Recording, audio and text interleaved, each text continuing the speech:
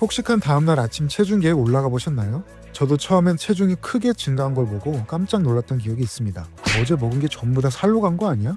라는 생각에 절망감이 들기도 했습니다. 하지만 사실 체중 증가의 대부분은 음식물과 수분 때문이란 걸 알고 계셨나요? 폭식을 하더라도 체지방으로 바뀌는 데는 시간이 걸리고 적절히 대처하면 큰 문제 없이 넘어갈 수 있습니다. 오늘은 제가 직접 경험했던 폭식 후 대처 방법 바로 알려드리겠습니다. 폭식을 하고 체중계에 올라가 보면 누구나 한 번쯤은 다이어트 또 실패했네 라는 절망감을 느껴보셨을 겁니다. 저도 처음에는 늘어난 숫자만 보고 어제 먹은 게 다 지방으로 갔구나 라고 자책했습니다. 하지만 진실은 다릅니다. 대부분의 체중 증가는 수분과 음식물 때문입니다. 특히 전날 피자나 짠 음식을 먹었다면 체내 나트륨 과다로 인해 몸이 물을 붙잡아 두게 됩니다. 이는 곧 체중 증가로 이어집니다. 여러분도 이런 상황을 알고 나면 체중 증가가 반드시 지방 증가를 의미하는 것이 아님을 깨닫고 한결 마음이 가벼워지실 겁니다. 또한 지방으로 전환되기까지 시간이 걸린다는 사실을 알고 나니 폭식 후에도 대처할 여유가 생깁니다. 저처럼 폭식 한 번으로 내 몸이 망가졌다라는 부정적인 생각을 먼저 버리시고 체중 변화의 원리를 이해하면 폭식 후에도 더 긍정적으로 대응할 수 있습니다. 체지방으로 전환되는 경로를 이해하면 폭식 후 빠르게 대처해야 하는 이유를 알 수 있습니다. 섭취한 지방 성분이 4시간 내에 지방으로 저장될 가능성이 있지만 이는 전적으로 과잉 섭취된 칼로리와 관련이 있습니다. 폭식한 날 저녁 오늘은 신나게 먹었으니 내일부터 운동하면 돼 라고 마음을 먹고 즉각적으로 대처하면 큰 문제가 되지 않습니다. 여러분도 느껴보셨겠지만 폭식 후 바로 체지방으로 전환되지는 않습니다. 음식이 글리코겐으로 저장이 되고 이것이 에너지원으로 사용되지 않은 채 남아있어야만 지방으로 바뀝니다. 1주에서 2주의 시간을 잘 관리하면 폭식의 여파를 충분히 막을 수 있습니다. 제가 폭식했던 경험을 돌아보면 체지방으로 전환되기까지 시간이 걸린다는 사실 하나만으로도 마음이 훨씬 편해졌습니다. 중요한 건 처음 1주 동안 얼마나 잘 관리하느냐입니다. 여러분도 이 점을 꼭 기억해 두셔야 합니다. 폭식 후 체중이 증가했다고 자책하면 상황은 더 나빠질 뿐입니다.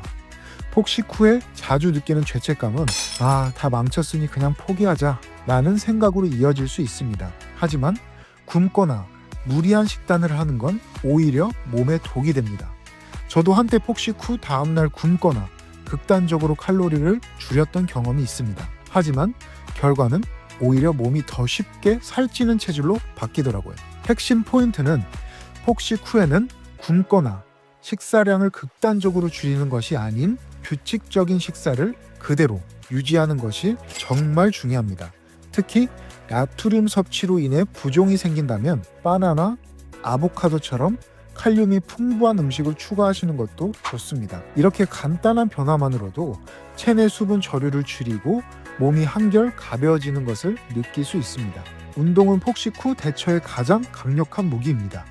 여러분도 한 번쯤 다이어트 중에 폭식했으니 오늘은 운동 열심히 해야지 라고 생각하셨을 거예요. 하지만 중요한 건 운동 강도를 무리하지 않고 점진적으로 올리는 겁니다.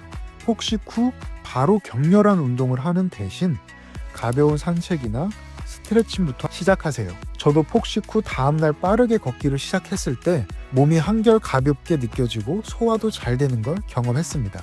이후에는 스쿼트나 계단 오르기 같은 하체 운동을 추가해보세요. 하체 운동은 칼로리 소모에 탁월하고 폭식으로 저장된 글리코겐을 효과적으로 소모하는 데 큰 도움이 됩니다. 여러분도 이런 간단한 방법으로 운동을 습관화한다면 폭식이 더 이상 걱정거리가 되지 않을 겁니다. 중요한 건 하루라도 빨리 움직이는 거예요. 폭식은 단순한 식습관 문제가 아니라 심리적 요인이 크게 작용하는 경우가 많습니다. 스트레스를 풀기 위해 음식을 선택하는 일이 흔히 벌어집니다. 하지만 폭식 후 죄책감에 빠지기보다는 이번 기회에 나를 더 이해하자 라고 생각하는 태도가 필요합니다. 저도 폭식을 경험했을 때 내가 왜 이렇게 먹었지? 라는 자책감에 시달렸지만 한 번의 폭식은 다이어트를 망치는 게 아니라는 사실을 알게 되었습니다. 여러분도 폭식을 실패가 아니라 더 건강한 습관을 배우는 과정으로 여겨보세요. 다이어트를 시작하기 전 작은 목표를 설정하는 것도 도움이 됩니다. 예를 들어 오늘은 산책 30분 하기나 하루 3끼를 규칙적으로 먹기 같은 목표를 실천해보세요. 작은 성공이 쌓이면 폭식 후에도 자신감을 되찾을 수 있습니다. 다시 한번 말씀드리지만 폭식 한 번으로 다이어트가 끝났다 라고 생각하지 마세요. 폭식은 단기적인 문제일 뿐이고 중요한 건 이를 얼마나 빨리 관리하고 평소 루틴으로 돌아가느냐입니다.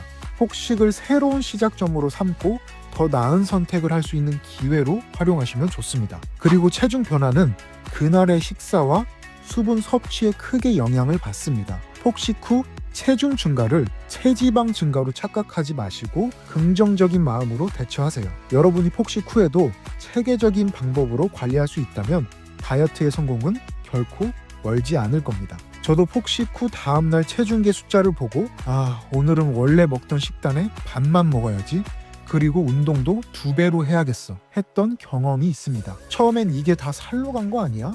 라는 두려움에 굶거나 무리한 운동을 했던 거죠. 하지만 이 방법들이 오히려 몸을 망친다는 걸 깨닫고 체계적인 대처법을 배운 이후로는 폭식이 더 이상 두렵지 않게 됐습니다. 하지만 제가 지금까지 말씀드린 폭식은 당연히 몸에 좋지 않습니다. 하지만 어쩔 수 없이 폭식과 과식을 했다면, 위에 말씀드린 방법들로 대처를 한다면 체지방으로 가는 길을 최대한 막을 수 있을 겁니다. 여러분도 폭식하면 끝이 아니라 새롭게 관리하는 시작이라는 점을 기억해 두세요. 오늘 알려드린 식단 조절과 운동 방법을 참고하셔서 폭식과 과식으로 인한 체중 증가를 효과적으로 관리해 보세요. 중요한 건 자책하지 않고 꾸준히 실천하는 자세입니다. 저는 앞으로도 헬스 초보자분들이 쉽고 체계적으로 운동할 수 있도록 도움이 되는 영상을 계속 올릴 예정이니 구독해 두시고 앞으로도 함께 힘내봅시다. 내용이 이해 안 되시는 부분이나 궁금한 점은 댓글 남겨주시면 성심성의껏 답변 드리겠습니다.